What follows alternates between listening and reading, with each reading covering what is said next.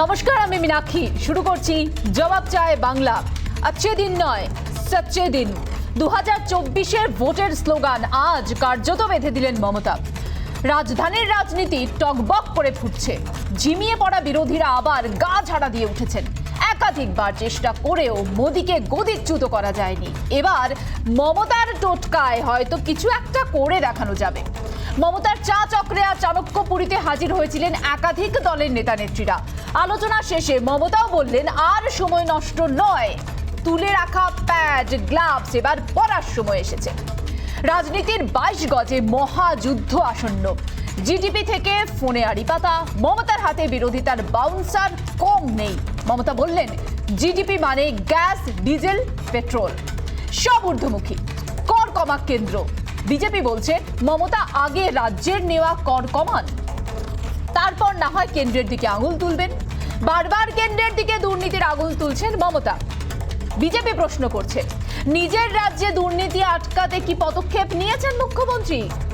আজ একদিকে যখন সোনিয়ার সঙ্গে সাক্ষাৎ করলেন মমতা, অন্যদিকে তখন সংসদে রাহুল গান্ধীর পাশে অন্য সব বিরোধীরা থাকলেও দেখা মিলল না তৃণমূলের। মমতা বলছেন, আঞ্চলিক স্বার্থ ভুলে দেশোদ্ধারে ঝাঁপাতে হবে। কিন্তু আঞ্চলিকতার দাবি থেকে কি সরতে পারছে তার নিজের দল? প্রশ্ন থেকেই যাচ্ছে। মমতার পাশে থাকা নিয়ে ইতিমধ্যেই কংগ্রেসের জাতীয় নেতৃত্ব এবং প্রদেশ নেতৃত্বের মধ্যে বিভাজন স্পষ্ট হতে শুরু করেছে। জোট করলে কি লাভ হবে, তার থেকেও বেশি জোট করলে কি ত্যাগ করতে হবে, তার হিসেব কষতে এই মুহূর্তে ব্যস্ত বিজেপি বিরোধী দলগুলি। ইতিহাস সাক্ষী আছে, বিরোধী ঐক্য বারবার তৈরি হয়েছে ভেঙে যাওয়ার জন্য। ভোটের 3 বছর আগে বিরোধিতার যে আগুন মমতা জ্বালাচ্ছেন, আগামী 3 বছর সেই আগুন তিনি জ্বালিয়ে রাখতে পারবেন তো? আজ শুধু আমি নই, এ প্রশ্নের জবাব চায় বাংলা।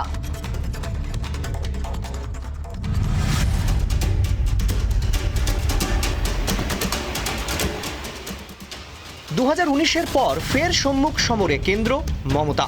বিধানসভা নির্বাচনে বিজেপিকে বিরোধীতেই আটকে রাখলেন মমতা। একক সংখ্যাগরিষ্ঠতা নিয়ে ক্ষমতায় আসায় অনেক বেশি অক্সিজেন তৃণমূল শিবিরে। সুযোগ ছাড়তে নারাজ মমতা। অনেকগুলি ইস্যুতে এখন অস্বস্তিতে কেন্দ্র তথা বিজেপি। ইস্যু 1, জ্বালানির অস্বাভাবিক দাম। ইস্যু 2, রান্নার গ্যাসের আকাশ ছোঁয়া দাম। ইস্যু 3, কেন্দ্রের বিরুদ্ধে নজরদারির অভিযোগ। ইস্যু 4, সরকারি সম্পত্তি বিক্রি ও বেসরকারীকরণ। 2014-2019 পরপর দুবার মোদির মুখে শোনা গিয়েছিল,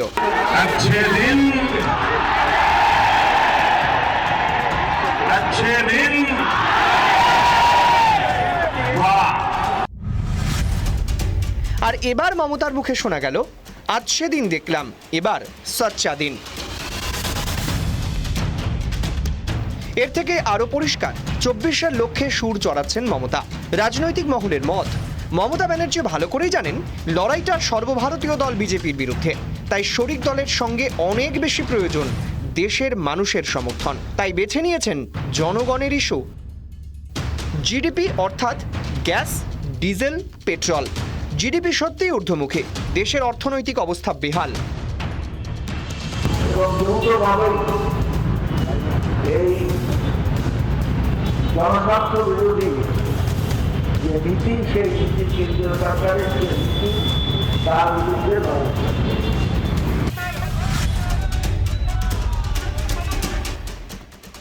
খুব স্বাভাবিক, জ্বালানির দাম বাড়লে তার প্রভাব পড়ে অর্থনীতিতে। কিন্তু অনেকেই মনে করছেন রাজনীতিতে এর প্রভাব অনেক বেশি। মমতা ব্যানার্জি বলছেন, দেশে এবার সচ্চা দিন আনবেন। বিরোধী শিবিরের কটাক্ষ, সচ্চা দিন কি কাচ্চা দিন সে তো আগামী দিনেই দেখা যাবে। 19 সালের লড়াইটা যেভাবে ভেস্তে গেল, কে নেতা হবে তাই ঠিক করতে পারলেন না।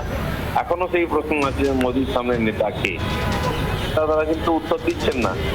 কোনো নীতি নাই, কোনো আদর্শ নাই, কোনো কার্যপদ্ধতি নাই, কোনো নেতৃত্ব নেই। তাও কিন্তু মোদির বিরুদ্ধে লড়তে যাচ্ছেন। মানুষ কিন্তু তো বোকা নয়, তারা মোদির মতো নেতা পেয়েছেন, তারা পেছনে তাকাবেন না। রাজ্যের স্বচ্ছতার মূর্তি কি দেবাঞ্জন? সেই তৃণমূল কিভাবে দেশে সচ্চা দিন আনবেন? दीदी उन बहनों, उन परिवारों को जवाब नहीं दे पाई जिनको पहले अम्फान ने तबाह किया और फिर तृणमूल के टोलाबाजों ने लूट लिया। मोदी जी पैसा तो बहुत भेज रहे हैं। अम्फान आया था ना भाई। ये भतीजा एंड कंपनी चाव कर गई है, भतीजा एंड कंपनी चाव कर गई। মুখে বললেও মমতা ভালোভাবে জানেন কয়েকটি আঞ্চলিক দলকে একত্রিত করে কেন্দ্রীয়ভাবে বিজেপির বিরুদ্ধে লড়াই সম্ভব নয়, তাই এদিন পাশে চেয়েছেন বাম ও কংগ্রেসকে। এদিন তিনি বলেছেন তিনি লিডার নন, ক্যাডার। রাজনৈতিক মহলে ধারণা রাজ্যে খেলায় জিতলেও জাতীয় স্তরের খেলায় জেতা ততটা সহজ নয় তৃণমূলের পক্ষে। জাতীয় রাজনীতি মমতার পরিচিত হলেও সংসদীয় রাজনীতিতে শেষ কথা বলে সংখ্যা। বিজেপি বিরোধিতায় সেই সংখ্যা জোগাড় করতেই দিল্লিতে ঘুঁটি সাজাচ্ছেন মমতা। রিপাবলিক বাংলা। জবাব চাই বাংলা ডিবেটে শুরুতেই আমার সঙ্গে রয়েছেন বিজেপি রাজ্য সহ সভাপতি জয়প্রকাশ মজুমদার। স্বাগত জয়প্রকাশ দা রিপাবলিক বাংলায় আপনাকে। প্রথম যে প্রশ্ন করব, আজ সুর বেঁধে দিলেন কার্যত মমতা বন্দ্যোপাধ্যায়, তাহলে কি 2024-এ আচ্ছে দিন বনাম সচ্চে দিন?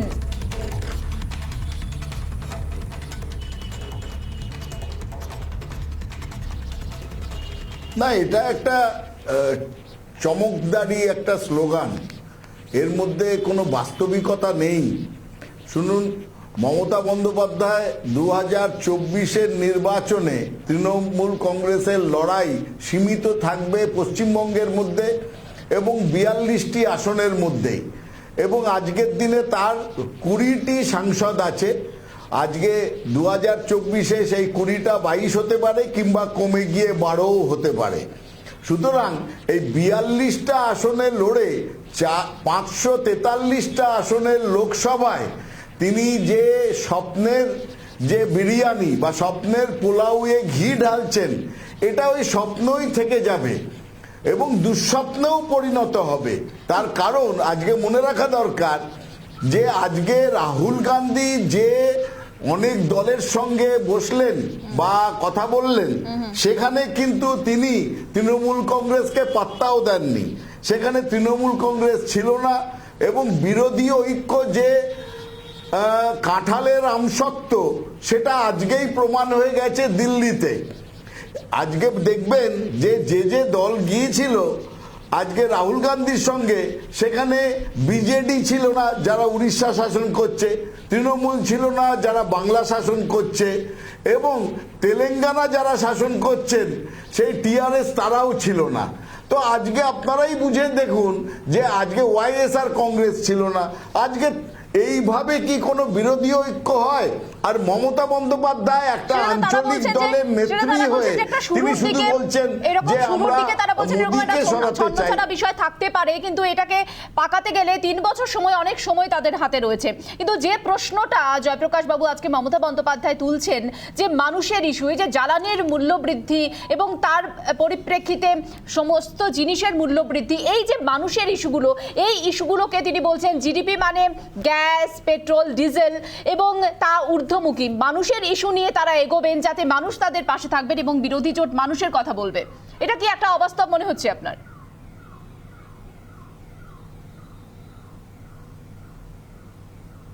না, এসব নিয়ে তারা তো তাদের কথা বলবেন, বাধা কেউ দেয়নি।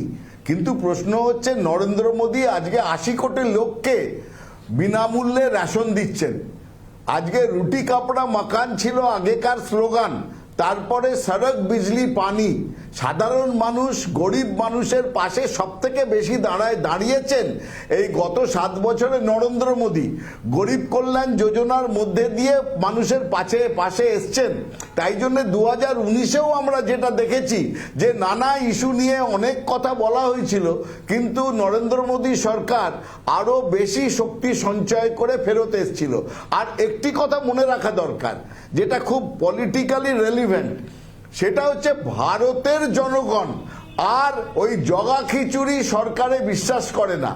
দেখুন, যে কোনো সরকারের যে কোনো সিদ্ধান্ত, কেন্দ্রীয় সরকারের সিদ্ধান্ত, আজকে 100 জন ভারতীয়র মধ্যে হয়তো 50 জন 60 জন তারা বলবে খুব ভালো, 30 জন বলবে মোটামুটি, 20 জন বলবে আমার একদমই পছন্দ নয়। সেটা হতেই পারে বিভিন্ন ইস্যু নিয়ে, কিন্তু সবথেকে বড় কথা ভারতের জনগণ একটা স্থায়ী যে বিরোধী ঐক্যের সম্ভাবনাটা যেটা একটা সলতে পাকানো শুরু হয়েছে এবং রাজনীতিটা একটা সম্ভাবনার জায়গা, একেবারে সেই সম্ভাবনাকে উড়িয়ে দিচ্ছেন মুখে, কিন্তু কোথাও না কোথাও এই বিষয়টা কি কাজ করছে যে বিরোধী জোট যদি এক হয়ে যায় তাহলে লড়াইটা অনেকটা কঠিন হবে আপনাদের জন্য 24-এ?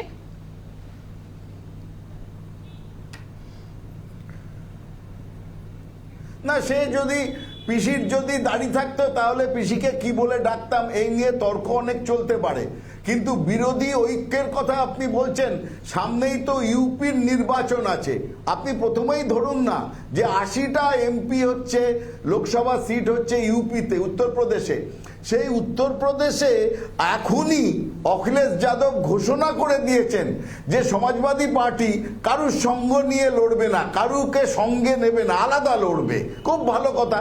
সঙ্গে সঙ্গে মায়াবতীও ঘোষণা করে দিয়েছেন যে আমরা আলাদা লড়ব। ফলে কংগ্রেস, ওখানে আরেকটি তৃতীয় দল হচ্ছে কংগ্রেস, ওখানে তো মমতা বন্দ্যোপাধ্যায় তৃণমূল নেই, কংগ্রেসের আর কোনো রাস্তা নেই বলে ছাগলের তৃতীয় সন্তান তাদেরই একলাই চলতে হচ্ছে। এই যে পরিস্থিতি ইউপির নির্বাচনের আগে, যে বিভিন্ন দল মানে মোদি বা বিজেপি বিরোধী দলগুলো নিজের অবস্থান নিয়েছে, তাতেই এটা প্রকাশ পাচ্ছে যে এই বিরোধীদের এক জায়গায় হওয়ার কথাটা ওই মানে স্বপ্নেতে ঘি ঢালার মতন ব্যাপার।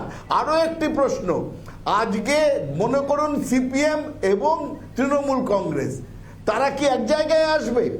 তারা তাহলে কি পশ্চিমবঙ্গে যদি এই সম্ভাবনার কথা ভাবি, যেহেতু পশ্চিমবঙ্গে বসে এই আলোচনা হচ্ছে, তাহলে ভাবুন তো এটা কি সম্ভব যে এখানকার 42টি আসনে বিজেপি 42টি সিটে প্রার্থী দিচ্ছে আর মমতা বন্দ্যোপাধ্যায় সিপিএমকে 10টা সিট ছেড়ে দিচ্ছেন, কংগ্রেসকে 5টা সিট ছেড়ে দিচ্ছেন?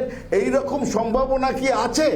যদি এই রাজ্যেই সেটা না থাকে তাহলে সারা ভারতে কিভাবে সম্ভব? না, সেই ক্ষেত্রে আজকে মমতা বন্দ্যোপাধ্যায় বলেছেন বিজেপি বিরোধিতার কাকে দরকার সেটা বাম এবং কংগ্রেস ঠিক করুক। আজ বলেছেন, রিপাবলিক বাংলার প্রশ্নের উত্তরেই বলেছেন বিজেপি বিরোধিতায় কাকে দরকার সেটা বাম এবং কংগ্রেস ঠিক করবে, এবং যদি কেরালায় যেটা সম্ভব সেটা এখানে কেন সম্ভব হবে না। তিনি আজ এই দিকটা কিন্তু আজ নির্দেশ করেছেন, দিক নির্দেশ করেছেন।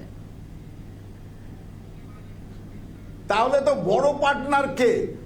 হ্যাঁ, বড় পার্টনার কে পশ্চিমবঙ্গে? বিজেপি বিরোধী শক্তি যদি 3টেই হয়, তার মধ্যে সিনিয়র পার্টনার হচ্ছে তৃণমূল।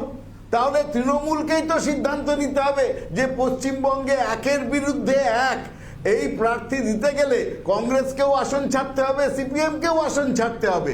সেটা কি ওনারা করবেন? আপনারা দয়া করে সিপিএম বা তৃণমূলের কাউকে এই প্রশ্নটা করবেন যে তারা যে সলতে পাকাতে, আপনারা যে ভাষাটা ব্যবহার করলেন, সলতে পাকানো শুরু হয়েছে, তাহলে কংগ্রেস, সিপিএম এবং তৃণমূলের নেতাদের জিজ্ঞেস করবেন আপনারা কি মানসিকভাবে প্রস্তুত যে নিজেদের মধ্যে সিট শেয়ারিং করবেন? এই 42টা আসনই মডেল ধরুন না, এই 42টা আসনের মডেলটা ধরেই আপনি ভাবুন। সেটা যদি বলে তাহলে অবশ্যই ওটাই সম্ভাবনার জায়গা। আমরা 15টা সিট সিপিএম বা কংগ্রেসের জন্য ছেড়ে দেব। বেশ, গোটাটাই সম্ভাবনার জায়গা। অসংখ্য ধন্যবাদ জয়প্রকাশ বাবু আমাদের সঙ্গে কথা বলার জন্য। আমি পার্থবাবুর কাছে, পার্থবাবু, যে বিষয়টা আজকে মমতা বন্দ্যোপাধ্যায় তুলে ধরলেন, মোদি বিরোধিতায় পেট্রোপণ্য ইস্যু তার, আমার সঙ্গে যারা রয়েছেন একবার পরিচয় করিয়ে দিই, মাফ করবেন আমাকে শুরুতেই। জগন্নাথ সরকার রয়েছেন সাংসদ, আমার সঙ্গে রয়েছেন বিজেপি মুখপাত্র কেয়া ঘোষ রয়েছেন, তৃণমূল কংগ্রেস মুখপাত্র সুপ্রিয় চন্দ্র রয়েছেন, আইনজীবী সায়ন বন্দ্যোপাধ্যায় রয়েছেন, পার্থপ্রতিম বিশ্বাস অধ্যাপক এবং বিশিষ্ট আইনজীবী, বিশিষ্ট সাংবাদিক নির্মাল্য মুখার্জি। সকলকে স্বাগত রিপাবলিক বাংলায়। পার্থদা, আজ মোদি বিরোধিতায় পেট্রোপণ্যকে ইস্যু করেছেন মমতা বন্দ্যোপাধ্যায়। এই পেট্রোপণ্য ইস্যুটা আপনার কি মনে হয় মোদি বিরোধিতার ক্ষেত্রে 24-এর ক্ষেত্রে একটা শক্ত ভিত কি হতে পারে? হ্যাঁ মীনাক্ষী, আসলে শুধু পেট্রোপণ্য নয়, আমি বলছি মানুষের জীবন যন্ত্রণা যে কারণগুলোর জন্য বাড়ছে গত কয়েক বছর ধরে, সেগুলো সবকটাই মোদী সরকারের নেওয়া।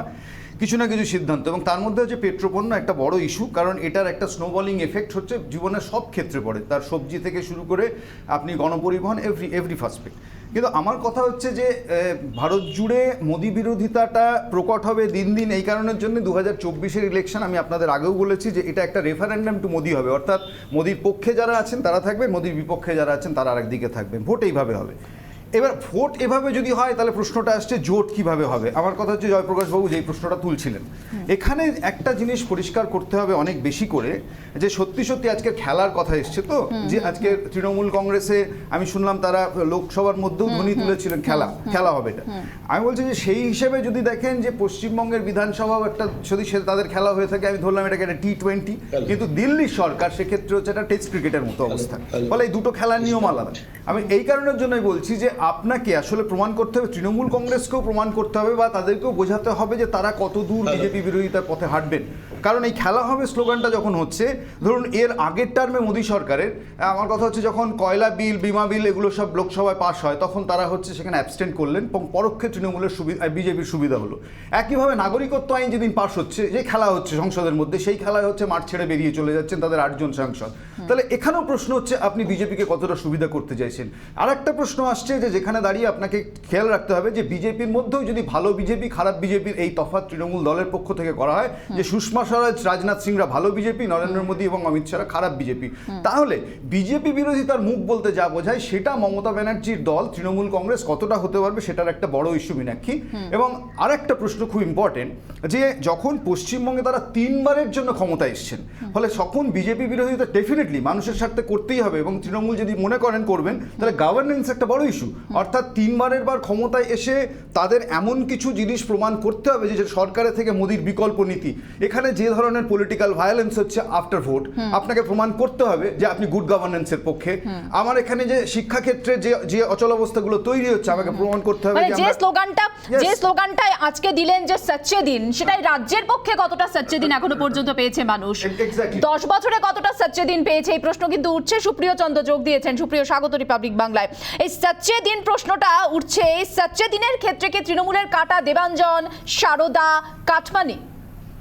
না, কাটা নয়, কারণ যে নামগুলো আপনি নিয়েছেন সেই নামগুলোর সঙ্গে যে সংশ্লিষ্ট সমস্যা তার সমাধান যে আমলটায় হয়েছে, আপনারা সংবাদ মাধ্যম, আপনারা তথ্য নির্ভর থাকবেন আশা করছি, ফলে সেই জায়গা থেকে সেই আমলটা কিন্তু তৃণমূল আমল, তৃণমূল সরকারের আমলই আপনার যে নাম উল্লিখিত নাম, সেই নামগুলোর সঙ্গে সংশ্লিষ্ট সমস্যা নিষ্পত্তি হয়েছে। ফলে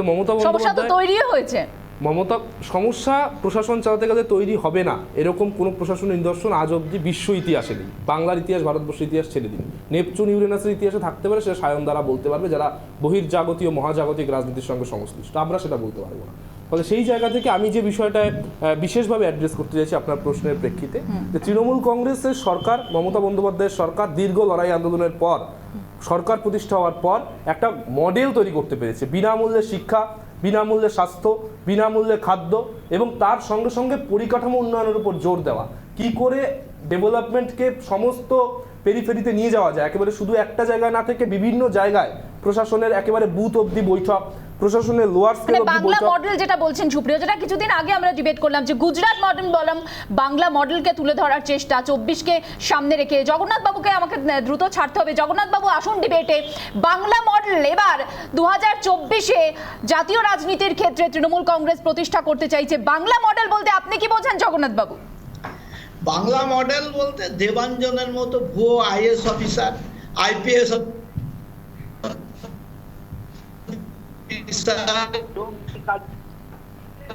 অপকর্ম আজকে পশ্চিমবাংলায় সবচাইতে বেশি হচ্ছে। আজকে বাংলা মডেল মানে বোমা শিল্প, বাংলা মডেল মানে কোনো ক্ষেত্রে চাকরি হবে না। আপনি একজন বাঙালি, আজকে বাংলা, জগন্নাথ বাবু আপনি তো একজন বাঙালি, বাংলার মানুষের ভোটে নির্বাচিত সাংসদ, কেন কথা বলছেন? আপনার তো সুযোগ ছিল, আপনি কেন মাঝখানে? আপনাকে নমস্কার, আপনি তো বাংলার মানুষের ভোটে নির্বাচিত প্রতিনিধি, হজম করা, আপনি অ্যান্টি বেঙ্গল কথা বলছেন, আপনি তো ভারতবর্ষের বিরুদ্ধে কথা বলছেন, আপনি তো ভারতবর্ষ বাংলার বিরুদ্ধে কথা বলছেন, মানুষের বিরুদ্ধে কথা বলছেন, কেন ডিস্টার্ব করছেন? কেন ডিস্টার্ব করছেন? আপনি বাংলার ভোটে জিতে বাংলার বিরুদ্ধে কথা বলছেন, এটা ডিস্টার্ব না, এটা কর্তব্য, রেসপন্সিবিলিটি। জিতেছে তাতে কি আপনার সহ্য হচ্ছে না নাকি? আপনারা চিটিংবাজি করে জিতবেন, গায়াজোয়ারি করে পঞ্চায়েতে দখল করেছেন। আপনিও তো জিতেছেন, আপনি যে চিটিংবাজি আরে ছিল আমি নাকি? জিতেছি তো বাংলার ভোটে তো কেন্দ্রীয় বাহিনী ছিল, আপনি তাই চিটিংবাজি করে জিতেছি। জিতেছেন নাকি? তো বিধানসভা ভোটে তো কেন্দ্রীয় বাহিনী ছিল। দেখুন বিধানসভা ভোটে তো জিতেছি, তাতে কি হয়েছে? আপনি তো লোকসভা জিতেছেন, আমি বলছি বিধানসভা ভোটে তো কেন্দ্রীয় বাহিনী ছিল। মডেলটা কি আছে? কি জ্বালা? বাংলা মডেল মানে তো চিটিংবাজি। বাংলা তাহলে আপনি মডেল কিসে মানে জিতবেন? সব চিটিংবাজিতে জিতবেন নাকি? ভুয়া আইপিএস অফিসার। আপনাকে তো আমি সাংসদ হিসেবে শ্রদ্ধা জানাই। আমরা তো রাজনীতির শিক্ষানবিশ। ইজ্জত নষ্ট করা। বাংলা মডেল মানে থানায় আমরা তো রাজনীতিতে প্রথম প্রজন্মের রাজনীতি করি। আমরা অভিষেক বন্দ্যোপাধ্যায় যুবযোদ্ধা সবে এসেছি, আপনি সাংসদ, দেশের সবচেয়ে বড় আইনসভা সদস্য। চিটিংবাজি করে জিতেছেন নাকি আপনি? আপনার কারো সার্টিফিকেট নেই, কে কোথাকার নাগরিক, আপনি বলছেন চিটিংবাজি করে জিতেছে সবাই বাংলায়। আপনিও বাংলা থেকে নির্বাচিত সাংসদ। কাজকর্ম যেখানে হচ্ছে, আজকে সমস্ত প্রকল্পের নাম বদলে দিয়েছেন। বাংলা মডেল মানে প্রজেক্টের টাকা চুরি করা, যার ফলে কেন্দ্র এখন আপনাদের টাকা সরাসরি অ্যাকাউন্টে দিচ্ছে বলে দিল্লি 80,000 কোটি টাকা এখনো বকেয়া, এখনো 80,000 কোটি টাকা বকেয়া। আপনি সাংসদ, জেনে রাখা প্রয়োজন, এইসব জেনে রাখা প্রয়োজন। আপনি সাংসদ, আপনি আমার কাছে হেরে গেলে এটা খুব খারাপ লাগবে আমার নিজের। তথ্যগতভাবে পরিবেশনা করুন। আপনি সাংসদ, আপনি মেম্বার অফ দ্য পার্লামেন্ট, সাংসদ বলেই তো বলছি। আমি তো সম্মান জানাই সাংসদ বিধায়ক যারা আমাদের থেকে তারা এমন কথা বলবে যাদের থেকে আমরা শিখবো। আমি সায়নের কাছে আসি, সায়নের কাছে আসি। সায়ন, সচ্চে দিনের আজ ডাক মমতা বন্দ্যোপাধ্যায়। বাংলায় কি 10 বছরের সচ্চে দিন দেখলো বাংলা? কি দিন দেখলো 10 বছরে? সেই দিন কি সচ্চে দিন? সায়ন,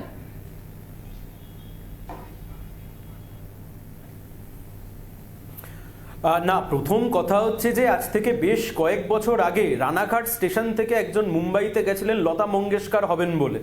আবার তিনি রানাঘাটে ফিরে এসছেন, বাদবাকিটা সবাই আমরা জানি, কেউ রাজনীতি খুঁজবেন না এর মধ্যে। 1 নম্বর কথা। 2 নম্বর কথা হচ্ছে, দেখুন বিজেপিটা তো এনজিও নয়, বিজেপি একটা রাজনৈতিক দল, সুতরাং তারা আরএসএস এর যে আইডিওলজি তাকে তারা ইমপ্লিমেন্ট করে। সুতরাং আমি গুড বিজেপি ব্যাড বিজেপি বলবো, আমি আরএসএস এর বিরুদ্ধে লড়াই করব না, তাহলে বিজেপির বিরুদ্ধে সেই লড়াইয়ের ক্রেডিবিলিটিতে একটা প্রশ্ন রয়ে যায়।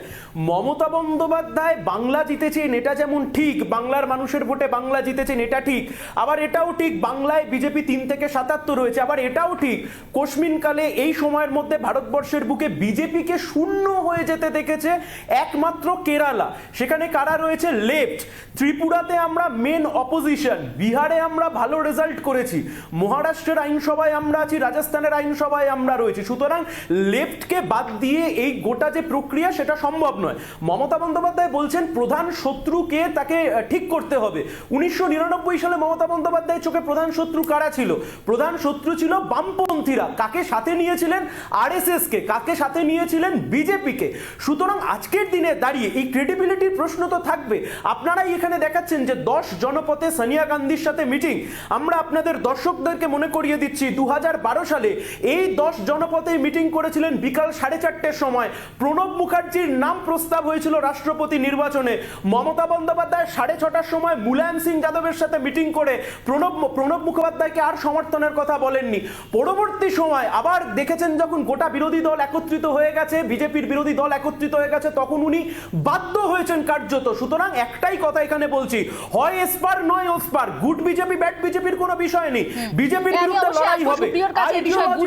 বিজেপি কোনো এনজিও নয়, বিজেপির একটা নির্দিষ্ট একেবারে খারাপ বিজেপি ভালো বিজেপির জায়গাটা। এবং মমতা বন্দ্যোপাধ্যায় যে বিশ্বাসযোগ্যতা নিয়েও কিন্তু প্রশ্ন তুলছেন। গতকালও আমি ডিবেটে কংগ্রেসের একজন তিনি প্রশ্ন তুলেছেন, আজকে কংগ্রেসকে পেলাম না আমরা ডিবেটে, নিশ্চয়ই এই বিষয়ে রাখবো। কিন্তু কেয়াদির কাছে জানতে চাইবো, কেয়াদি আজকে যে ছবিটা আমরা দেখলাম, যেভাবে গতকাল থেকে তোলপাড় দেশের রাজনীতিতে, মমতা বন্দ্যোপাধ্যায়ের সঙ্গে কমলনাথ দেখা করছেন, আনন্দ শর্মা দেখা করছেন, আজ অরবিন্দ কেজরিওয়াল দেখা করছেন, সকলেই দেখা করছেন, কিন্তু কার্যত সংসদের ভেতরে এবং বাইরে বিরোধীদের যে একাট্টা হওয়ার ছবি সেটা কিন্তু ভিন্ন। সংসদের ভেতরে বিজেপি বিরোধিতায় একাট্টা যেখানে বিরোধীরা, সেখানে সংসদের বাইরে রাহুল গান্ধী যখন বলছেন সব দলের প্রতিনিধি রয়েছেন আমার সঙ্গে, সেখানে তৃণমূল কংগ্রেস নেই, এই বিষয়টা বিজেপি বিরোধিতার ক্ষেত্রে কতটা একটা ঐক্যবদ্ধ হতে পারে বলে আপনার মনে হয়?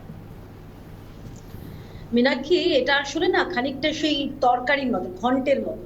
সমস্ত উপকরণ রয়েছে, আলু রয়েছে, পটল রয়েছে, বেগুন রয়েছে, ঝিঙে রয়েছে, রান্নাটা আর হলো না, জানো তো। রান্নাটা আধ কাঁচা থেকে গেল, বা রান্নাটা ঠিক জমলো না, সবাই চারদিকে কিরকম ছড়িয়ে গেল। এবারের মমতা বন্দ্যোপাধ্যায়ের সেই বিরোধীদের ঐক্য মঞ্চে নিয়ে আসা বা ঐক্যমত্যে নিয়ে আসাটা খানিকটা তেমনই। এছাড়াও আরেকটা কথা তো আমাকে বলতেই হবে মীনাক্ষী, যে আমার আজকে অবশ্যই মনে পড়ছে যে যখন রোম উঠছিল তখন নীরজ যেরকম বেহালা বাজাচ্ছিলেন, আজকে তেমনি পশ্চিমবঙ্গে উচ্চ মাধ্যমিকের রেজাল্টের জন্য আমরা দেখছি যে ছাত্রছাত্রী তারা কিরকম বিক্ষোভ করছেন, কিছু ছাত্র আত্মহননের পথ বেছে নিচ্ছেন, হুমকি দিচ্ছেন।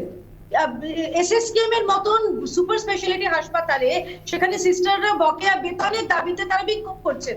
আর মমতা চললেন কি করতে? দিল্লি দখল করতে, দিল্লি জয়ের স্বপ্ন দেখতে। মানে এটা অদ্ভুত যে রাজ্য যিনি দেখতে পারেন না, রাজ্য যার দ্বারা সামলাতে পারেন না তিনি চলেছেন দিল্লিতে। এবং মমতা বন্দ্যোপাধ্যায়কে আমার মনে হয় না, খুব ফ্র্যাঙ্কলি স্পিকিং, দিল্লি থেকে খুব সিরিয়াসলি নিচ্ছে। কারণ খুব লক্ষণীয় ভাবে আজকে যে প্রসঙ্গটা আপনি তুললেন, আমি এটা বলতে যাচ্ছিলাম যে রাহুল গান্ধীর সেই বৈঠকে তৃণমূল কোথায়, মমতা বন্দ্যোপাধ্যায় কোথায়? যেখানে তিনি দিল্লিতে উপস্থিত রয়েছেন স্বয়ং, সেখানে তাকে ডাকা হয়নি। অন্যদিকে মমতা বন্দ্যোপাধ্যায় গতকাল পরশু কমলনাথ, আনন্দ শর্মা এরকম 1, 2 তৃতীয় সারি নেতাদের সঙ্গে দেখা করে অবশেষে 10 জনপথে তিনি এন্ট্রি পেলেন। এটা থেকে কি সহজে অনুমেয় নয় মীনাক্ষী যে মমতা বন্দ্যোপাধ্যায়কে কেউ সিরিয়াসলিও নিচ্ছে না? যেমন বামেদের তরফে যারা রয়েছেন, পার্থপ্রতিম দা রয়েছেন, সায়ন বললেন, আমার মনে হয় না মমতা বন্দ্যোপাধ্যায় তার এই দাদাগিরি বা দিদিগিরি যাই বলি না কেন সেটা নেবে। আর এই সাচ্চা দিনের কথা, এটা যত কম বলা হয় তত ভালো।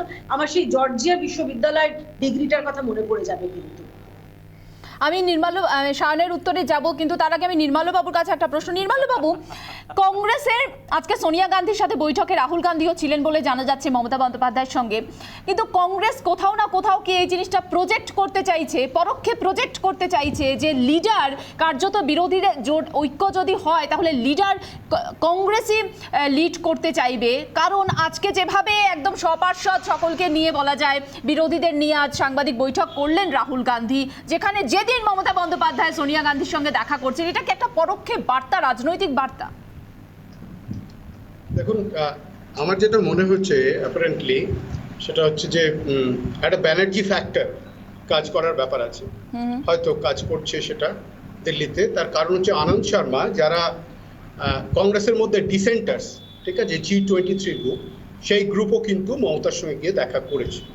ঠিক আছে, আনন্দ শর্মা গিয়ে তাকে ফুলের বুকে দিয়ে করেছে, এবং কমলনাথ তো অবশ্যই দেখা করেছেন। এবার আমি যেটা আমার মনে হয় সাংবাদিক হিসেবে আমি যা দেখেছি, এদের সবাইকে এত দিন ধরে দেখেছি, দিল্লির রাজনীতিতে দেখেছি, কলকাতা, পশ্চিমবঙ্গে দেখেছি, মমতা জন্মলগ্ন থেকে মমতা কোয়ালিশন পলিটিক্সই করে। কারণ মমতা যখন ক্ষমতায় আসে, মানে পার্টি ফর্ম করে 1998-এ, সেটা দ্বাদশ লোকসভা নির্বাচন ছিল 98, এবং মমতা প্রথমে বিজেপির সঙ্গে 2004 অবধি কোয়ালিশনেই ছিল। এবার তারপরে কংগ্রেসের সঙ্গে ছিল, এবং এনডিএ ইউপিএ দুটো গভর্নমেন্টেই মমতা পার্টিসিপেট করেছে। মমতা কোয়ালিশন পলিটিক্সটা প্রথম থেকেই করে আসছে, এবং এ ব্যাপারে মমতার যথেষ্ট পারদর্শিতা আছে। কিন্তু একটা ফ্যাক্টর, সেটা হচ্ছে মহাজোটের রাজনীতি মমতা কিন্তু কখনো করেনি, যেটা 2019 থেকে মমতা শুরু করেছে যখন লোকসভা নির্বাচন হলো। এবং সেই মহাজোটের রাজনীতিটা 2024-এ আবার হয়তো সে রিফ্লেক্ট করানোর চেষ্টা করছে। কিন্তু আমার যেটা অ্যাপারেন্টলি ধারণা, সেটা হচ্ছে যে ধরুন আজকে আমি একটা টুইস্ট আপনাকে বলি। ধরুন একটা বিজেপিতে একটা অলিখিত একটা প্রস্তাব, মানে আলোচনা আছে যে কারুর 75 বছর বয়স হয়ে গেলে তাকে আর রিনমিনেট করা হবে না, কোনো পদে রাখা হবে না। ঠিক আছে, ইয়েডিউরাপ্পার ক্ষেত্রে এরকম একটা কথা এসছে। এবার নরেন্দ্র মোদীর বয়স হয়ে যাবে 74, 2014 সালে। ধরুন এই টুইস্টটা বিজেপি দিল যে নরেন্দ্র মোদী ফ্যাক্টরটা রইল না, তার মুখটা রইল না। ধরুন যারা বলে যে আরএসএস চালায় বিজেপিকে, তাদেরকে আমি বলছি যে ধরুন অন্য কাউকে প্রজেক্ট করে, তখন এই যে জোট, এই জোটটার কি অবস্থা হতে পারে? আর একটা জিনিস, মাঝখানে 8টা ইলেকশন, এটা কিন্তু আমি কাউন্টার ফ্যাকচুয়ালসে বললাম, আমাদের সাংবাদিকতার পরিভাষায়। যদি না হয়, এবার আমাকে বলে নিতে একটু বলে নিতে ধৈর্য ধরুন। সেটা হচ্ছে এরপর 8টা স্টেটে ইলেকশন আছে। 8টা স্টেটে ইলেকশনের মধ্যে 7টাই বিজেপির, একটা শুধু রাজস্থান 2023-এ যেটা আছে সেটা বিজেপির আওতার মধ্যে নেই। ধরুন উত্তরপ্রদেশ, আজকে অজয় সিং বিস্ট জিতে গেলেন, হ্যাঁ, যোগীরাজের অন্য নাম তো অজয় সিং বিস্ট। আচ্ছা, অজয় সিং বিস্ট যদি ধরুন জিতে গেলেন এবং বিজেপি অজয় সিং বিস্টকে প্রজেক্ট করলো প্রাইম মিনিস্টার হিসেবে 2024, তাহলে এই যে একটা কম্বিনেশন তৈরির চেষ্টা হচ্ছে যাদের নিয়ে, যারা প্রত্যেকে আলাদা, শরদ পাওয়ারের থেকে বড় অ্যান্টিসোনিয়া কেউ নেই। সুতরাং অরবিন্দ কেজরিওয়ালের স্ট্যান্ড কেউ জানে না, নবীন পটনায়ক কি করবেন জানে না, টিএসআর। এবার মডেলের কথা যে বলছেন, ডিএমকে কেন মডেল থাকবে না? তামিলনাড়ু তো জিতেছে। একদমই আসবো নির্মল বাবু, আমি এই প্রশ্ন আপনার এই টুইস্টের পরিপ্রেক্ষিতে আমি প্রশ্ন নিয়ে যাব সুপ্রিয়র কাছে। সুপ্রিয়, যে ভালো বিজেপি খারাপ বিজেপি, মমতা বন্দ্যোপাধ্যায় বারবার বলেছেন অটল বিহারী বাজপেয়ীর বিজেপি ভালো ছিল, এখন বর্তমানে নরেন্দ্র মোদীর বিজেপি ভালো নেই। তো রাজনীতি সবসময় সম্ভাবনার জায়গা, যদি এরকম একটা পরিস্থিতির সৃষ্টি হয় তখন আপনাদের স্ট্যান্ড পয়েন্ট কি হতে পারে? বা এই যেটা বলা হচ্ছে যে বিশ্বাসযোগ্যতা নিয়ে প্রশ্ন তোলা হচ্ছে তৃণমূল কংগ্রেসের, যে বিজেপির মধ্যে ভালো খারাপ খুঁজছে, যাদের বিরুদ্ধে লড়াইয়ে এতটা শক্তি সঞ্চয় করার চেষ্টা চলছে, তাদের মধ্যে ভালো খারাপ খোঁজার জায়গাটা তৈরি হচ্ছে, বিশ্বাসযোগ্যতা নিয়ে প্রশ্ন উঠছে। সুপ্রিয়, আমার সময় কমে আসছে, তাই আমি 30 সেকেন্ড সময় দেব। রাজনীতিতে প্রেক্ষিত এবং প্রেক্ষাপটের উপর অনেক কিছু নির্ভর করে, এবং তোমার কথার মধ্যেই প্রশ্নের মধ্যেই উত্তর আছে যে চিহ্নিতকরণটা সিপিএম বামপন্থীদের একটা একাডেমিক্সের পুরনো কায়দা। চিহ্নিতকরণ নয়, কিন্তু তুল্যমূল্য তারতম্য থাকবে, এটুকুই আমি মনে করি তোমার প্রশ্নের উত্তরে যথেষ্ট। সায়নদা যে কথা একটু আগে বলছিল, প্রথমেই উদাহরণ দিল যে একজন বৃদ্ধা মানুষ যিনি রানাঘাট স্টেশন থেকে হয়তো বোম্বের কোনো শোতে গেছিলেন। সিপিএম এমন একটা দল, আমি দায়িত্ব নিয়ে বলছি, এদের কোনো পার্টি অফিসে কোনো মহিলার ছবি থাকে না। কল্পনা যোশীর নামে এরা কখনো কোনো টি শার্ট বিক্রি করে না, চে গুয়েভারার নামে টি শার্ট বিক্রি করে, তাতে আমার আপত্তি নেই। কিন্তু টোটালি নারী বিদ্বেষী দল যদি ভারতবর্ষের বুকে একটা নাম হয় বিজেপি, তাহলে আরেকটা নাম হবে সিপিএম। নারী বিদ্বেষী দল সিপিএম। সায়ন, 30 সেকেন্ড সময়।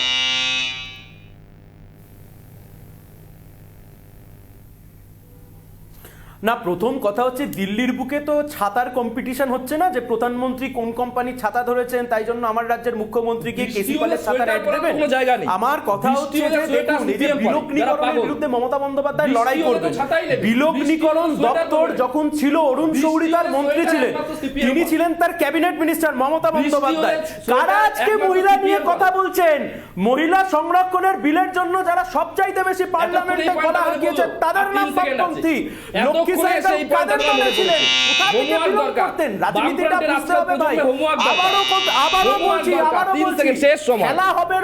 ভোজপুরি গান দিয়ে গোটা ভারতবর্ষের রাজনীতি হয় না। ভারতবর্ষের রাজনীতিতে বিজেপি বিরোধিতা একমাত্র লেফটের রয়েছে। এই তো বলছিল সিপিএম নাকি ন্যাশনাল পার্টি, ভোজপুরিটা কি আর্জেন্টিনা থেকে এলো নাকি? তাহলে ভোজপুরি সংস্কৃতিটা তোমরা বাদ দিতে চাইছো ভারতবর্ষ থেকে? তাহলে ভোজপুরি সংস্কৃতিটা ভালো না, এ তো বিজেপিও বলে না, এ তো আরো ভয়ঙ্কর। বিজেপিকে শূন্য করেছে কেরালা, বিজেপিকে মানে ভোজপুরিটা খারাপ আর চে গুয়েভারা লেনিন ভালো। বিজেপিকে শূন্য করেছি, এরা বিহারের মানুষ শুনছে। রিপাবলিক টিভি একটা ন্যাশনাল নেটওয়ার্ক, আমি ধিক্কার জানাই দলের পক্ষ থেকে, এটা আমি কন্ডেম করছি। ভোজপুরিরা আমাদের ভাই, বিহারিরা আমাদের ভাই। মীনাক্ষী, একটা প্রশ্নের উত্তর শুধু পেলাম না, মীনাক্ষী একটা প্রশ্নের উত্তর পেলাম না। তুমি একটা পার্টি অফিস থেকে দেখাও যেখানে একজন মহিলা মনীষীর ছবি রয়েছে। তোমাদের পার্টি অফিস তখন আরএসএস এর বিরুদ্ধে একটা কথা এরা বলেনি, একটা কথা বলেনি। মহিলা পুরুষের কথাই নয়, কে মহিলা পুরুষের আলোচনাই নয়, আলোচনা পলিসি। নরেন্দ্র মোদী পুরুষ আর তোমাদের আমলে একের পর এক শিল্প বন্ধ হয়ে গেছে। আমি বলিনি, ঋতুপর্ণ ঘোষ বলেছে, সে তো তৃণমূলে ছিল না। তুমি করে নাও, এর হোমওয়ার্ক নেই। বিজেপির বিরুদ্ধে কি করে এক হবে? পলিসির পলিটিক্স। জগন্নাথ বাবু কিছু বলতে চাইছেন, বলুন জগন্নাথ বাবু, 30 সেকেন্ড সময় দিচ্ছি, বলুন জগন্নাথ বাবু। ওরা নাকি মোদীজির বিরোধিতা করবে, বিজেপির বিরোধিতা করবে, এখানে একে অপরে লড়াই করছে। আসলে একটা গল্প আছে না, সিপিএম হচ্ছে সংক্ষেপে মাকু পার্টি বলে, এধার থেকে ওধার একবার যাবে, কে কখন থাকবে, কখনো সঙ্গে শহীদ মিনারে সভা হবে, আবার কখনো কংগ্রেসের ফেল মারবে। আমাদেরকে কিছু মানুষ প্রমাণ করে দিয়েছে ঘরোয়া কোন্দলটা মিটিয়ে, এরা এবার ঘরোয়া কোন্দলটা মিটিয়ে এদের পারিবারিক কলহ, এর মধ্যে আমরা ঢুকবো না। এদের পারিবারিক কলহ, কে আদি জয়েন করতে পারে এখান থেকে? প্রধানমন্ত্রী হতে গেছিল একবার, সাথে আছে কারা বিজেপির বিরুদ্ধে আছে। 2024 এর প্রমাণ হয়ে যাবে কারা বিজেপির। আমরা অন্যদিকে চলে যাচ্ছি। কে আদি কিছু বলতে চাইছেন? কে আদি বলুন, কে আদি বলুন, কে আদি সাউন্ড পাচ্ছি না। মমতা বন্দ্যোপাধ্যায় ছাড়া মমতা বন্দ্যোপাধ্যায়ের ক্যাবিনেটে কজন মহিলা মন্ত্রী রয়েছে? মমতা বন্দ্যোপাধ্যায় ছাড়া মমতা শশী পাজা সুপ্রিয় চন্দ্র সুপ্রিয় চন্দ্র আমার হোমওয়ার্কটা ছোট থেকে ভালো। শশী পাজা চন্দ্র ভাই সুপ্রিয়র কাছে একটা প্রশ্ন, শশী পাজা চন্দ্র প্রশ্ন বেরিয়ে গেছে, প্রশ্ন কি প্রশ্ন বেরিয়ে উত্তর, এবার উত্তর বেরিয়ে ফিরে যাচ্ছি। এবার পশ্চিম পূর্বে তো তৃণমূল রয়েছে, সারা ভারতে তৃণমূল, আপনার চোখে আতঙ্ক মনে উঠবে। কোথায় মহিলাদের নজিরবিহীন উপস্থিতি, নজিরবিহীন হাতরাস, বিজেপি মানে হচ্ছে নজিরবিহীন হাতরাস, নজিরবিহীন হাতরাস, বিজেপি মানে নজিরবিহীন মুদ্রাস্ফীতি, নজিরবিহীন পেট্রোল, নজিরবিহীন ডিজেল, নজিরবিহীন রান্নার গ্যাস, নজিরবিহীন মুখপাত্র, নজিরবিহীন সাংসদ। বেশ বেশ বেশ এই আচ্ছা দিন এবং সচ্চে দিন যেটাকে কেন্দ্র করে বাংলা মডেল, গুজরাট মডেল, যেটাকে কেন্দ্র করে এই আচ্ছা দিনের যে উদাহরণগুলো দেওয়া হচ্ছে, সচ্চে দিনের যে উদাহরণগুলো দেওয়া হচ্ছে, তার মধ্যে একটা টুইস্ট অত্যন্ত গুরুত্বপূর্ণ। আজকে জবাব চাই বাংলা টুইস্ট।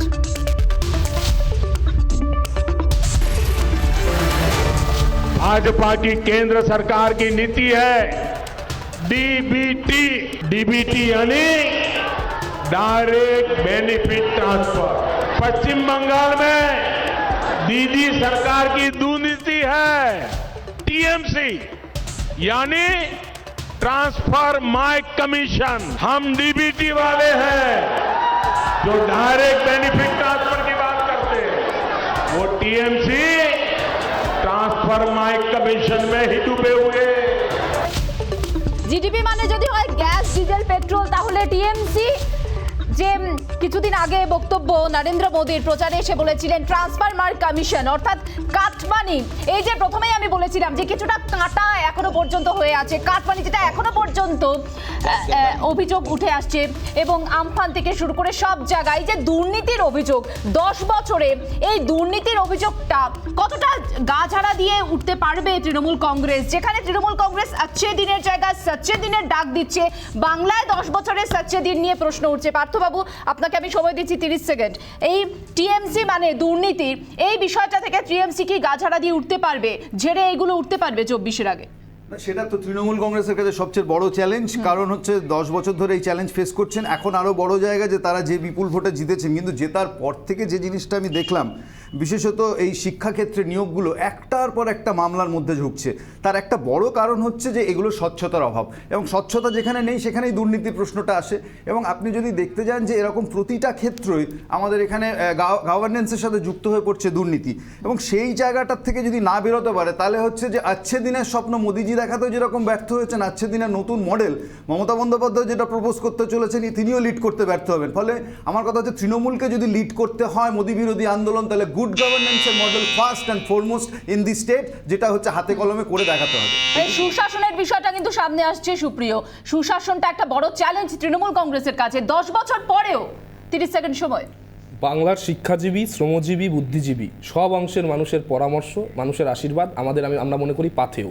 যে কথা নরেন্দ্র মোদী বলেছেন, যে সভায় বলেছেন, সেই সভাতে তিনি বক্তব্য শেষ করেছিলেন, আমার যতটা মনে আছে সায়নদাও এই প্রসঙ্গে অন্তত আমার সঙ্গে একমত হবে বলে আশা করছি, যে আপ কি বার 200 পার, 200 পার নয়, 100 পার নয়, 77-এ বিজেপি থেমে গেছে, এই মুহূর্তে 75 থেকে ডিঙিয়ে গিয়ে 74-এ থেমে আছে। ফলে মানুষ প্রত্যাখ্যান করেছে টিএমসি সেই সংজ্ঞা। টিএমসি মানে হচ্ছে T for temple, M for mosque, C for church, সর্বধর্ম সমন্বয়, সবকে সাথ সবকা বিকাশ। সত্যিকারের অর্থে সবাই একসঙ্গে থেকে ভারতবর্ষকে এগিয়ে নিয়ে যাওয়া। সত্যিকারের অর্থে সবকা সাথ সবকা বিকাশ টিএমসি। কেয়াদি 30 সেকেন্ড সময়। এটা দিয়ে যত কম বলা যায় ততই ভালো। এবারে দুধেল গাই যিনি বলেন, যে পার্টি সুপ্রিমো বলেন দুধেল গাই, আমার সেই এখনো সেই উড়ন্ত লুঙ্গির ছুটন্ত লাঠি আমার মনে আছে, এবং তারপরে কিভাবে তার বাড়িতে বিশাল পরিমাণের তার বাড়িতে ত্রাণ পৌঁছে গিয়েছিল সেটাও মনে আছে। সুতরাং এরপরে এবং এই রাজ্যে যতগুলো আমরা দেখেছি যে ঘটনা ঘটেছে, রায়টস ঘটেছে, আমরা কোনো জায়গায় কোনো মিডিয়াতে দেখিনি, খুব সুচতুরভাবে সেগুলোকে সন্তর্পণে সেগুলোকে চাপা দেওয়া হয়েছে। সুতরাং এই নিয়ে যত কম কথা বলা যায় চাপা দিয়ে দিয়েছে। 77-এরও নিচে, 77-এরও নিচে, 75-এরও নিচে, এখন 74। নভেম্বর অবধি এটা 50-ও থাকবে না। এই জগন্নাথ বাবু কোথায় গেলেন? জগন্নাথ বাবু কোথায় গেলেন? ওটা টেস্ট করুন সবার আগে। জগন্নাথ বাবু কিন্তু আর নেই, এই জগন্নাথ বাবু কিন্তু আর নেই, সাংসদ কমে গেল না তো? সুপ্রিয়, আর তোমার মুখ্যমন্ত্রী 3 তালাকের তোমার মুখ্যমন্ত্রী অবলম্বন 213 করেছেন। রিমেম্বার দ্য এবং আমরা সংখ্যার আস্বাদন করছি না, মানুষের আশীর্বাদকে নিয়ে গর্ব অনুভব করছি। প্রতিটা বিষয় 213 তোমার মুখ্যমন্ত্রী, মাটি মানুষ মায়েরা লাঞ্ছিতা মা মাটি মানুষ, বিজেপি আস্ত মানুষ, বিজেপির মা হন, সেই মায়ের প্রতি তার নজর ফেরে না। বিজেপি কুলাঙ্গার মায়ের গয়না বেচে দেয়। ভারত মায়ের গয়না হচ্ছে রেল বিএসএনএল, সেগুলো বেচে দেয়। বিরতিরও সময় যাচ্ছে, নির্মাল্য বাবু এবং সায়নের কাছে যাব। শান কিছু বলতে চাইছেন? সায়ন, জবাব চাই বাংলা টুইস্ট দেখলেন আপনি, 10 বছরে এখনো পর্যন্ত চ্যালেঞ্জ সুশাসন। দেখুন প্রথম কথা হচ্ছে, সুপ্রিয় এক্ষুনি বেসরকারীকরণের বিরুদ্ধে বলছিল, বিলগ্নীকরণের বিরুদ্ধে। বেসরকারীকরণের দপ্তর, বিলগ্নীকরণের দপ্তর এনডিএ গভর্নমেন্টের সময় মন্ত্রী ছিলেন অরুণ সৌরি, সেখানেই মমতা বন্দ্যোপাধ্যায় ক্যাবিনেট মিনিস্টার ছিলেন। শুধু একটা কথা পরিষ্কার করছি, বিজেপির বিরুদ্ধে অলানাউন্স যে লড়াই হবে সেখানে ক্রেডিবিলিটির প্রশ্ন সবার আগে চলে আসে। যার পর থেকে তোমরা জিরো রাজপথে গুড বিজেপি ব্যাড বিজেপি নয়, আরএসএস এর আইডিওলজির বিরুদ্ধে, আরএসএস এর আইডিওলজির বিরুদ্ধে সরাসরি লড়াই হবে। সেই লড়াইতে পলিসির বিরুদ্ধে মমতা বন্দ্যোপাধ্যায় সব সময় আছি, লড়েছেন এবং জিতেছেন। নন্দীগ্রাম সিঙ্গুরটা বোধহয় তুমি ভুলে যাওনি, যার পর তোমরা জিরো রাজপথে ঘুরছো। কিন্তু নির্মাল্য বাবু কিছু বলতে চাইছিলেন। নির্মাল্য বাবু যে নির্মাল্য বাবু 30 সেকেন্ড সময় দিচ্ছি আপনাকে। নির্মাল্য বাবু, আরে আগে ওদের থামতে বলুন। হ্যাঁ, ওদের থামতে বলুন। থামছে বলুন আগে থামতে বলুন। প্লিজ বলুন। পার্টিতে নম্বর বাড়ানোর জন্য চিৎকার করে লাভ হয় না। পার্টিতে ওনারা নম্বর বাড়াতে চান, তাই জন্য ঝগড়া করেন, এটা তো কোনো কথা নয়। একটু কথাটা বলতে দিন। ব্যাপারটা হচ্ছে যে এই করাপশনের চার্জ, আমার মতে ভারতবর্ষের অন্যতম successful prime minister PV Narasimha Rao এসেছিল, চিটিং, ব্রাইবারি, ফর্জারি, এই ধরনের চার্জেস পশ্চিম ভারতবর্ষে যে কোনো করাপশন চার্জ লেজিটিমাইজড হয়ে যায়, সবসময় হয়ে এসছে। এবার ঘটনাটা হচ্ছে মমতা ব্যানার্জির বিরুদ্ধে যে চার্জগুলো আসছে, শৈলেন দাশগুপ্ত একটা কথা বলতেন, আমাদের সাংবাদিকতার সময় আমরা মনে আছে, বলতে পার্টি বাড়লে বেনজল ঢোকে। তো অনেক বেনজল ঢুকেছে, এই বেনজলগুলো ওনাকে বার করতে হবে। এইবার উনি সেই কাজটা করবেন কিনা সেটাই আমাদের দেখতে হবে, এবং আমার পূর্ণ আস্থা আছে সেটা উনি করবেন এবং করতে হবে, কারণ ওনাকে নিজেকে ন্যাশনালি প্রজেক্ট করতে গেলে এই বেনজল বার করতে হবে। একেবারে সচ্চেদিনের কথা জাতীয় রাজনীতির প্রেক্ষাপটে বলতে গেলে রাজ্যের বিষয়গুলোর দিকে নজর দেওয়া দরকার। সেখানে আস্থার কোনো জায়গা থাকে না, আস্থার কোনো জায়গা থাকে না।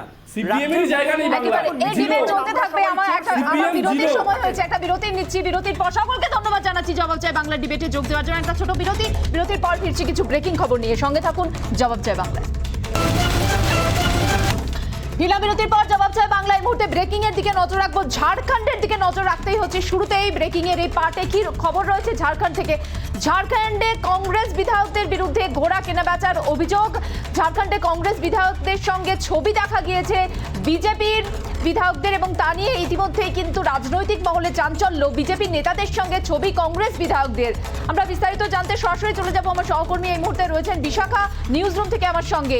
বিশাখা, ঘোড়া কেনাবেচা যেটা রাজনীতির ক্ষেত্রে একটা খুব এই শব্দবন্ধটা খুব পরিচিত, বিশেষ করে নির্বাচনের আগে পরে এই শব্দগুলো ব্যবহার হয়। এবার ঝাড়খণ্ডে এই ঘটনার পুনরাবৃত্তি এবং এই শব্দবন্ধ ব্যবহৃত হচ্ছে, ঠিক কোন ঘটনার পরিপ্রেক্ষিতে? দেখো মিনাক্ষী, যেটা প্রথমেই বলতে হয় যে মিডিয়ায় ইতিমধ্যেই বিশেষ করে ঝাড়খণ্ডের যে কংগ্রেস নেতৃত্ব নিয়ে যারা ওয়াকিবহাল, তারা ইতিমধ্যেই জানেন যে ইরফান আনসারি এবং উমাশঙ্কর আকেলা, এই দুই কংগ্রেসের বিধায়ক, তাদের ছবি দেখা গিয়েছিল একই ফ্রেমে বিজেপি নেতাদের সঙ্গে। এবং তারপর থেকে এই ছবি প্রকাশ্যে আসার পর থেকেই কিন্তু সংবাদ মাধ্যমের শিরোনামে চলে আসে গোটা বিষয়টি, যে ঝাড়খণ্ডে কংগ্রেসের এমএলএদের কেনাবেচা করা হচ্ছে, ঘোড়া কেনাবেচার জন্য তাদেরকে বেছে নেওয়া হয়েছে। এবং পার্টিরই বেশ কিছু অন্যান্য এমএলএ বা অন্যান্য বরিষ্ঠ নেতা, তাদের তরফ থেকে বলা হয়েছিল যে তাদেরকে বড় অঙ্কের টাকা পর্যন্ত অফার করা হচ্ছে। সেই জায়গা থেকে আজকে যখন ঝাড়খণ্ডের বর্ষিয়ান কংগ্রেস নেতাদের সঙ্গে তারা, অর্থাৎ এই দুই যাদের ছবি দেখা গিয়েছে, ইরফান আনসারি এবং উমাশঙ্কর আকেলা, তাদের তরফ থেকে নিজেদের অবস্থান স্পষ্ট করা হলো যে এরকম কোনো ঘটনাই ঘটেনি। এবং তাদের সঙ্গে কংগ্রেস নেতৃত্বের যে বৈঠক হলো তারপরে এরা নিজেরাই জানিয়ে দিলেন যে এরকম কোনো ঘটনা ঘটেনি। এবং কংগ্রেসের মুখপাত্র হিসেবে ঝাড়খণ্ডে যিনি পরিচিত আলমগীর আলম, তিনিও বিষয়টি সম্পর্কে কংগ্রেসের এবং এই এমএলএদের অবস্থান পরিষ্কার করলেন। ধন্যবাদ বিশাখা। আপাতত তো অবস্থান স্পষ্ট করলেন, কিন্তু পরবর্তীতে এই দিকে নজর থাকবে, রাজনীতি কোন দিকে এগোচ্ছে ঝাড়খণ্ডে। নজর রাখবো আমাদের পরবর্তী খবরের দিকে। যে খবর আসছে এই মুহূর্তে হাসিমারা থেকে, সেখানে হাসিমারার বায়ুসেনা ঘাঁটিতে রাখা হবে রাফাল এবং ইতিমধ্যেই সেখানে কটি রাফাল রাখা হবে সে বিষয়ে সিদ্ধান্ত নেওয়া হয়েছে বলে জানা যাচ্ছে। সেখানে মোট 8টি রাফাল বিমান রাখা হবে হাসিমারায়। বিস্তারিত জানাতে সরাসরি নিউজ রুম থেকে রয়েছেন আমাদের senior news editor Mayukh Ranjan Ghosh. Mayukh, একদমই তাই, যেমনটা তুমি জানালে যে 8টা রাফাল বিমান হাসিমারাতে রাখা হবে এবং তুমি জানো যে 26টা রাফাল বিমান সেগুলো ভারতে এসেছে, ফ্রান্স থেকে এসেছে। তার মধ্যে 18টা বিমান আম্বালাতে রাখা হয়েছে এবং 8টি রাখা হচ্ছে হাসিমারাতে। যেভাবে আমি দর্শকদের জানিয়ে রাখতে চাই যে 1962 সালে ইন্দো চায়না যুদ্ধে, ভারত চীন যুদ্ধের সময় এই হাসিমারা এয়ারবেস তৈরি হয়েছিল। এই হাসিমারা এয়ারবেসটা, যেটা আলিপুরদুয়ার ডিস্ট্রিক্টের মধ্যে পড়ে, এইখানে কেন রাফাল বিমানগুলো রাখার কারণ, এটা স্ট্র্যাটেজিক পয়েন্ট কেন? কারণ কি এই হাসিমারা এয়ারবেসের ঠিক পাশেই হচ্ছে অটোনমাস জোন অফ টিবেট, অর্থাৎ টিবেট এখানে আছে, তিব্বত আছে, যেটা চায়না অধ্যুষিত। তার পাশাপাশি চায়না, নেপাল এবং অনেকগুলো, চায়না, নেপাল, ভুটান, এই 3টে জায়গা স্ট্র্যাটেজিক্যালি আছে। অর্থাৎ আম্বালার পাশে পাকিস্তান এবং হাসিমারার পাশে চীন।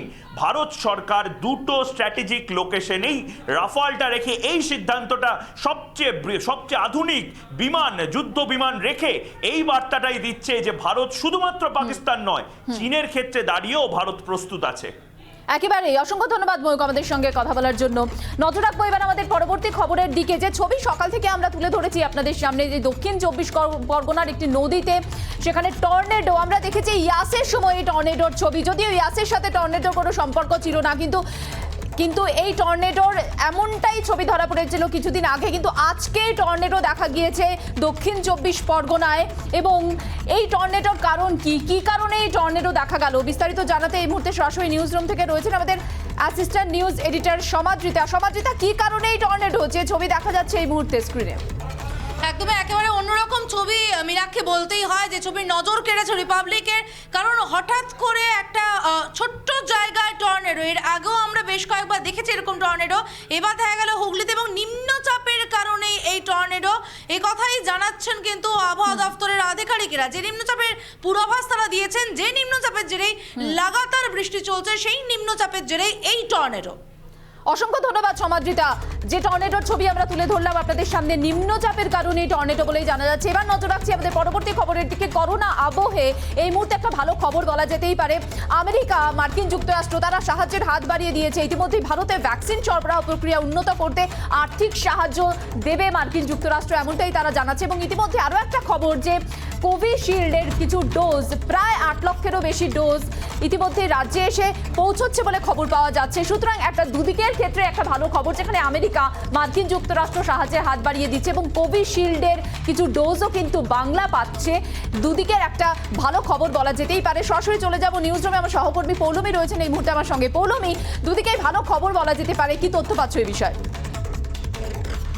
একদিকে তো ভালো খবর ছিলই, যে কেননা 9,54,000 কোভিশিল্ড এই ডোজ কিন্তু এসেছে পুনে থেকে আজ বিকেলেই।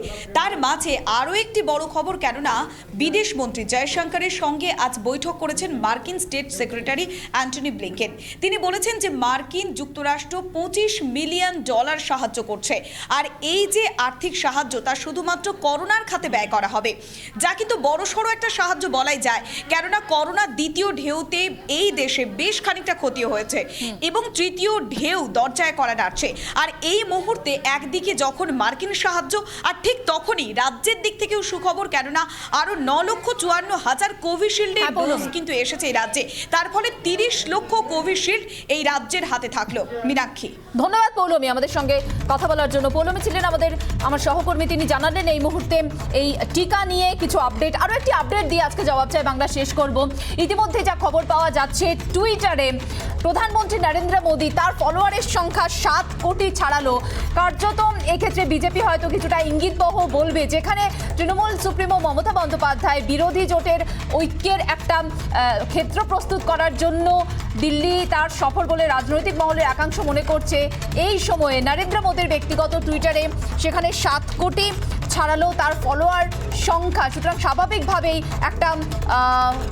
একটা এই বিষয়ে ইতিমধ্যে কিন্তু রাজনৈতিক মহলেও একটা চর্চা শুরু হয়ে গিয়েছে বলাই যায়, যে যেখানে বিরোধী শক্তির একটা জোটবদ্ধ হওয়ার সম্ভাবনা তৈরি হয়েছে, সেখানে প্রধানমন্ত্রী নরেন্দ্র মোদী তিনি তার ফলোয়ার সংখ্যা বাড়িয়ে ফেলেছেন প্রায় 7 কোটি।